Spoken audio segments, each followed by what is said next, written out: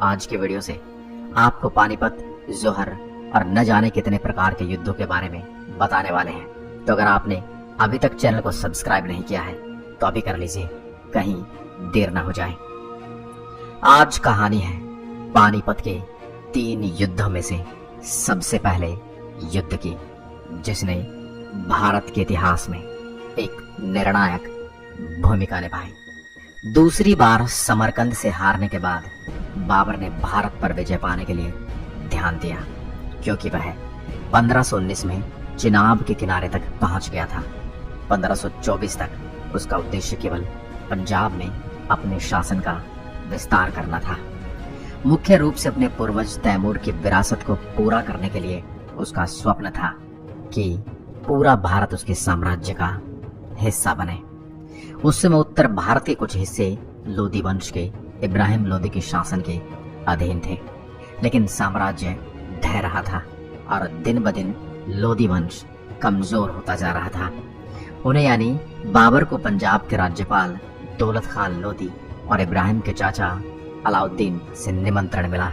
उसने इब्राहिम को एक राजदूत भेजा जो बाबर को देश के सिंहासन का असली उत्तराधिकारी होने का दावा करता था। हालांकि राजदूत को लाहौर में हिरासत में लिया गया था और महीनों बाद उसे रिहा किया गया था। बाबर 1524 में लाहौर पंजाब से रवाना हुआ, लेकिन पाया गया कि दौलत खान लोदी को इब्राहिम लोदी द्वारा भेजे गए सेना बल ने राजपाट से बाहर निकाल दिया था। जब बाबर लाहौर पहुंचा तो लोदी की सेना ने मार्च किया और उसे भगा दिया। जवाब में बाबर ने 2 दिन के लिए लाहौर को जला दिया। बाबर अत्यधिक क्रोध में था और हिंसा के अंतिम चरण पर उतर आया था। फिर दीपालपुर तक बाबर एक बार फिर निकला और उसके निष्कर्ष में लोदी के एक और विद्रोही चाचा आलम खान को राज्यपाल बना दिया। आलम खान को जल्दी से उखाड़ फेंका गया और फिर वह काबुल भाग गया। जवाब में बाबर ने आलम खान को सैनिकों की आपूर्ति की, जो बाद में दौलत खान लोदी के साथ जुड़ गए और लगभग 30,000 सैनिकों के साथ उन्होंने इब्राहिम लोदी को दिल्ली में घेर लिया। उसने उन्हें हरा दिया और आलम की सेना को हटा दिया और बाबर ने महसूस किया कि लोदी उसे पंजाब पर कब्जा करने की अनुमति नहीं देगा। इसी से आप अंदाजा लगा सकते हैं कि मुगलिया कभी किसी के सगे नहीं रहे। इब्राहिम की सेना के आकार के बारे में सुनकर बाबर ने पानीपत शहर के खिलाफ अपना दाहिने क्षेत्र के सेना बलों को सुरक्षित कर लिया, जबकि अपने बाएं ओर के सैनिक बलों को सुरक्षित करने के लिए उसने तुरंत ही पेड़ की शाखाओं से ढकी एक खाई की खुदाई की। केंद्र में उन्होंने रस्सियों के साथ बंधी 700 गाड़ियां रखी और यही 700 गाड़ियां युद्ध में सबसे महत्वपूर्ण थी। हर 2 गाड़ियों के बीच उसके सैन्य पुरुष युद्ध के लिए पूरी तरह से तैयार थे। बाबर ने यह भी सुनिश्चित किया कि उसके सैनिकों के लिए अपनी बंदूकें चलाने और यदि उन पे आग के गोले फेंके जाएं तो आग बुझा करने के लिए पर्याप्त जगह हो। हर एक चीज को सुव्यवस्थित ढंग से रखा गया, इतनी चालाकी से और इतना छिपा के कि अगर सामने वाली सेना देखे तो पहले ही अहंकार से इतनी भर जाए कि कुछ भी समझने का मौका ही ना मिले। इतिहासकारों ने युद्ध की इस पद्धति को ऑटोमन साम्राज्य से प्रेरित बताया और उनके अनुसार ठीक इसी प्रकार के इंतजाम कई बार ऑटोमन इतिहास में युद्ध जीतने के लिए किए जा चुके हैं।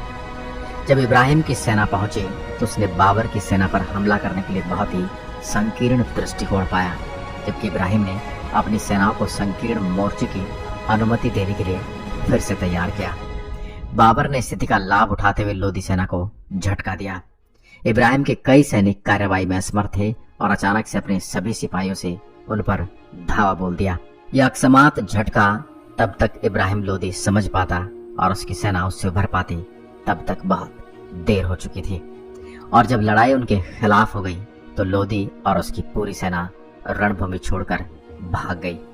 इब्राहिम लोदी को पीछे हटने और सिर काटकर मारने की कोशिश के दौरान इब्राहिम लोदी की सेना पीछे हटने से युद्ध में इब्राहिम लोदी मारा गया।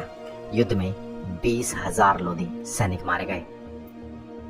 इसमें कोई दो राय नहीं कि बाबर ने इस युद्ध में सैन्य विद्या को बखूबी प्रदर्शित किया, बल्कि इस युद्ध में एक और ऐसा कारण था जिसके कारण बाबर ने इतनी बुरी तरह से इब्राहिम लोदी को धूल चटाई।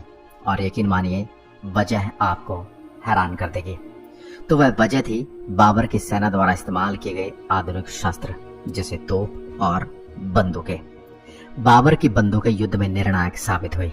इससे पहले क्योंकि इब्राहिम के पास किसी भी क्षेत्र में तोप नहीं थी, बल्कि इसलिए भी कि तोप की आवाज ने इब्राहिम के हाथियों को भयभीत कर दिया, जिससे वे अपने ही आदमियों को रोंदने लगे। अब बात करते हैं कि युद्ध के बाद क्या हुआ। इब्राहिम लोदी अपने 20,000 सैनिकों के साथ युद्ध के मैदान में मारा गया। पानीपत की लड़ाई सैन्य रूप से बाबर के लिए निर्णायक जीत थी। राजनीतिक रूप से इसने बाबर की नई और खतरनाक छवि बनाई और भारतीय उपमहाद्वीप के मध्य में लंबे समय तक चलने वाला मुगल साम्राज्य की स्थापना के एक नए चरण की शुरुआत की।